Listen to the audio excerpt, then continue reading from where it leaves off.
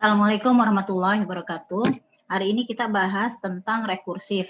Tapi sebelumnya saya akan bahas tentang fungsi. Kita lihat dulu apa yang disebut dengan fungsi. Selama ini kita bikin program seperti ini. Misalkan mau menghitung luas persegi panjang.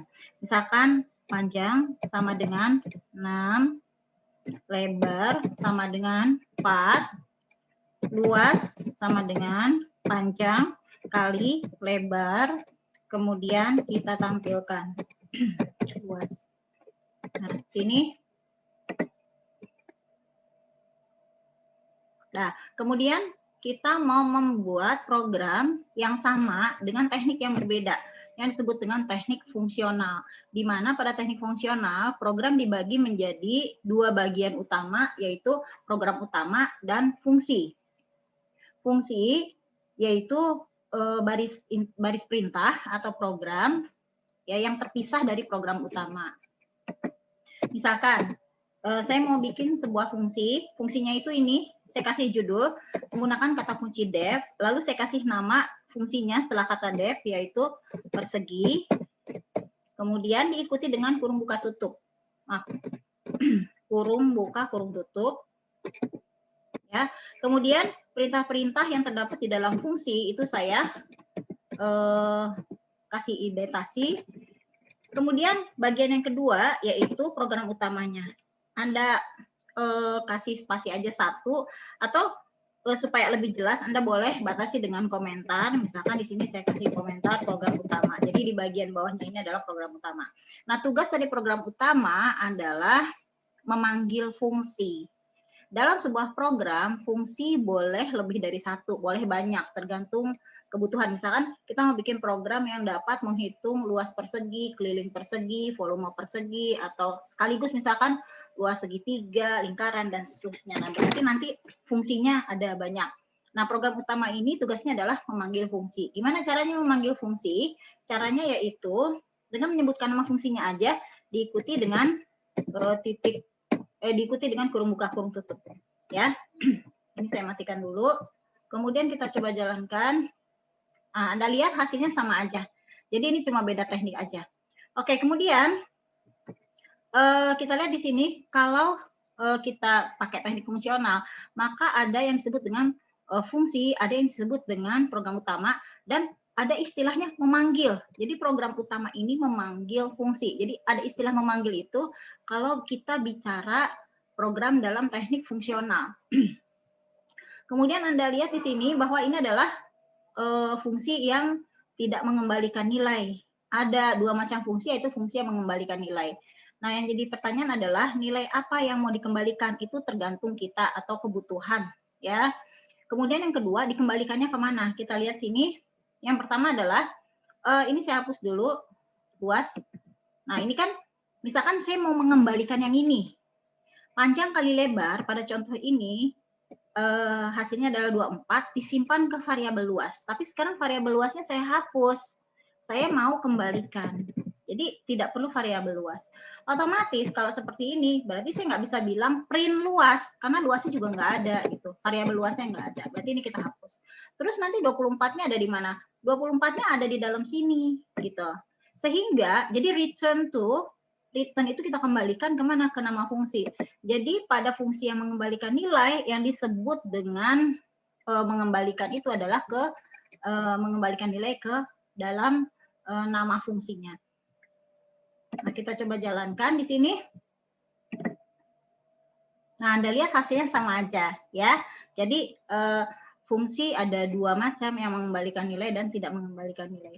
Kemudian di dalam fungsi itu ada, kadang kita buat parameter atau argumen. Kita lihat di sini, apa itu parameter? Yaitu sesuatu yang ditulis di dalam kurung sini. Parameter di sini dengan di sini sama. Parameter di program utama disebut dengan parameter aktual, sedangkan di sini disebut dengan parameter formal. Di sini maksudnya di dalam fungsinya. Misalkan parameter itu digunakan untuk komunikasi ya. Jadi misalkan untuk mengirim nilai. Misalkan saya hapus nilai panjangnya dari sini. Nah, terus dari mana? Dikirim dari sini. Nah, ini nilai aktual 6. Nah, di sini nanti baru diterima sebagai variabel P. Kita coba jalankan. Ya, hasilnya sama ya. Nah, terus kalau misalkan kita mau bukan berupa nilai langsung, tapi berupa variabel, misalkan dalam bentuk P juga. Berarti di sini kita harus berikan nilainya P sama dengan 6. Ya. Jadi di sini nanti sama aja sih.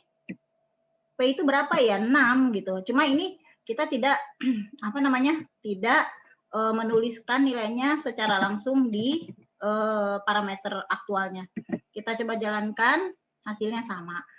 Nah, kemudian kalau misalkan ini kan panjangnya sudah ditentukan di program ya, kita bisa buat statement input seperti biasa ya. Misalkan sini panjangnya mau kita input, jadi tergantung user yang memasukkan.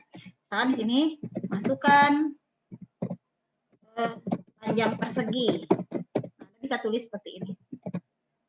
Jadi nanti begitu kita jalankan, dia akan minta nilai P-nya.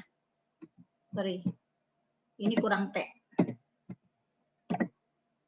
Masukkan panjangnya misalkan berapa ya, 7 lah misalkan.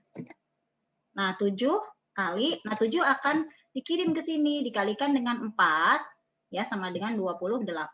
Berarti kalau misalkan kita mau nih L-nya juga dijadikan parameter, ya udah berarti dihapus dari sini. Nah, di sini Anda tambahkan, misalkan di sini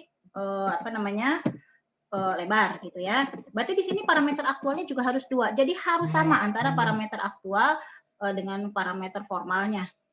Nah, di sini misalkan kita tulis lebar juga. Nah, lebarnya ini misalkan sama di input juga. Saya copy aja ya dari sini. Nah, seperti ini. Kemudian di sini kita ganti variabelnya yaitu L. Kemudian di sini kita minta input lebar. Nah, kita jalankan, misalkan seperti ini. Misalkan panjangnya 10, lebarnya 3. Nah, di sini kita dapat hasilnya 30. Nah, inilah yang dimaksud dengan fungsi. Oke, sekarang kita masuk ke rekursi. Apa itu rekursi? Rekursi adalah fungsi yang memanggil dirinya sendiri. Nah, kita lihat. Apa sih yang dimaksud dengan memanggil dirinya sendiri? Yang dimaksud dengan memanggil dirinya sendiri, yaitu, kita lihat, saya misalkan punya fungsi nih. Fungsinya yang simpel-simpel aja deh. Misalkan nama fungsinya, saya kasih nama tampil. Kemudian, isinya dari fungsi itu sederhana aja, cuma kata algoritma. Kemudian di sini program utamanya di bawah, yaitu memanggil algoritma. Saya tulis ini lagi aja ya, biar kelihatan ini program utamanya. Kok nyambung ke sini?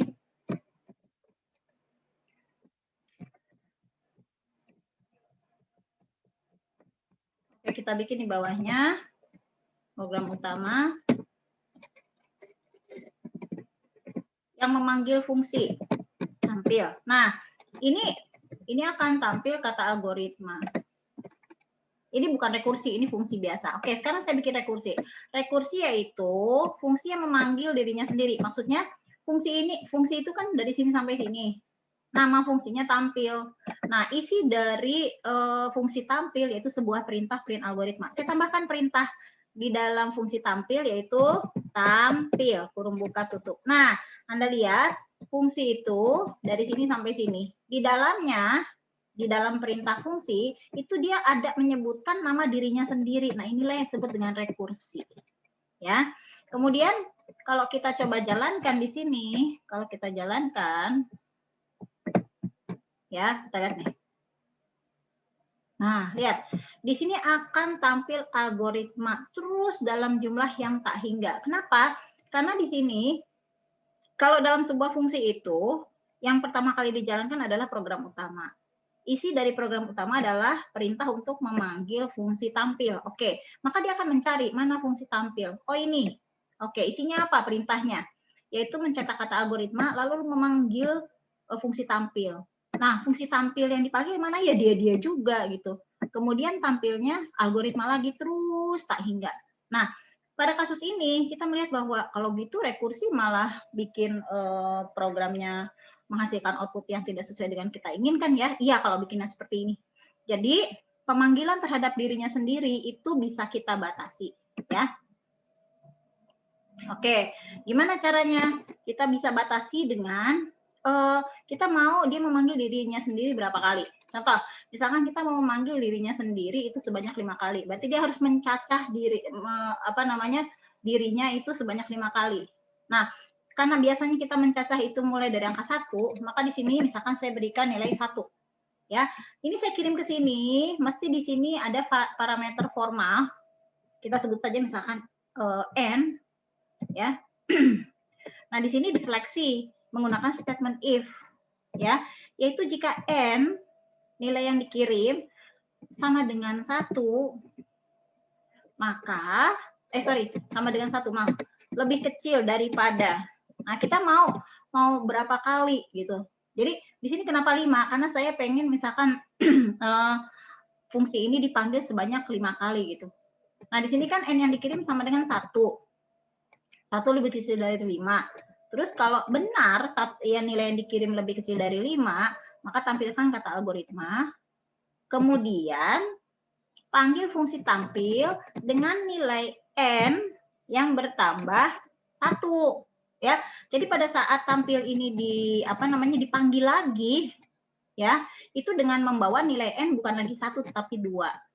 Dan seterusnya. Nah, ini boleh juga sih kalau Anda tulis gini misalkan ya. N sama dengan N plus 1, lalu di sini Anda cukup tulis N boleh juga, ya. Cuma kan jadinya barisnya lebih banyak. Ya ini nggak usah kita tulis gini, langsung aja di sini N tambah 1, ya. Kita coba jalankan. Oke, oh sorry, satunya nggak keketik. Nah, Anda lihat di sini ada 5 kata algoritma ditampilkan. Kenapa? Karena di sini perintah atau pemanggilan terhadap fungsinya sendiri itu kita batasi menggunakan statement if, ya, dengan nilai cacahannya 1 sampai 5. Kalau kita perhatikan agak mirip seperti looping jadinya ya. Jadi di situ memang agak mirip looping. Kita bisa menggunakan fungsi rekursi ini untuk mengganti looping. Tapi biasanya kita menggunakan rekursi bukan untuk itu sih. Baik, berikutnya kita akan sambung dengan contoh aplikasi dari rekursi untuk kasus lain.